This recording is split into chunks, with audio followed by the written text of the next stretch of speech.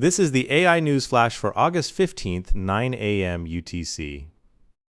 First up, Nvidia is sharply scaling back its debt guarantee for OpenAI's Ohio data center, cutting it from the originally planned $250 billion. According to a Wall Street Journal report carried by Reuters, the new guarantee will be less than $120 billion and will cover only the first phase of the project. A deal could be signed as early as this weekend. The project is a 10-gigawatt campus in southern Ohio being developed by SoftBank's subsidiary, SB Energy, described as the largest data center project announced to date if completed. The reduction follows investor concerns about Nvidia's risk exposure from massive financing commitments. OpenAI remains unprofitable despite its $852 billion valuation, and a binding lease for the full 10 gigawatts is still under negotiation. Market discipline is starting to reshape how AI infrastructure gets financed. Second, Kioxia and Sandisk have unveiled their 9th-generation QLC 3D flash memory technology designed for AI infrastructure. Announced on August 12th, the 2-terabit QLC NAND achieves what the companies call the industry's highest bit density using their CBA architecture that bonds CMOS circuitry directly to the memory array. A 6-plane architecture boosts read and write bandwidth, and the NAND interface speed reaches 4.8 gigabits per second, a 33% improvement over the 8th generation, along with better power efficiency. The technology targets the surging storage demands of AI data centers, and it shows the Japan-born Memory Alliance staking out a position in the AI storage layer.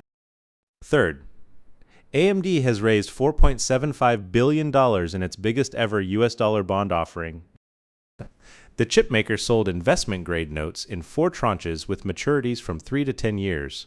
After initially planning to raise up to $5 billion, proceeds will go to general corporate purposes, including repaying debt. Behind the offering is booming AI demand. Second quarter revenue surged 50% year-over-year to a record $11.5 billion, with data center revenue more than doubling to $6.7 billion. OpenAI, Meta, and Anthropic have each pledged 1 gigawatt of AMD infrastructure capacity, and with this offering, the chipmaker officially joins the wave of AI-driven debt issuance. Fourth, in South Korea, the combined number of retail shareholders in Samsung Electronics and SK Hynix has topped 11.43 million, according to half-year reports. Korean media note that on a combined basis, that's roughly 1 in 4 Koreans holding shares in the two chipmakers.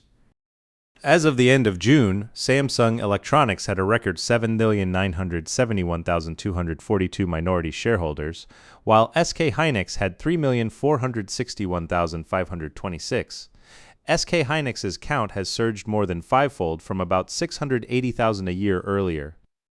The surge is driven by the AI chip boom lifting share prices, with retail investors pouring roughly 34 trillion won, about $22.9 billion, into the two stocks in the past month alone. But July's semiconductor correction also exposed losses on leveraged bets, a reminder that this concentration of retail money in the AI trade cuts both ways. Fifth, China's BYD says its fleet of vehicles equipped with its assisted driving system has surpassed 3.52 million units. Vehicles running the company's God's Eye system grew by roughly 200,000 in under a month, up from 3.33 million in mid-July, with monthly disclosures underscoring the pace of adoption.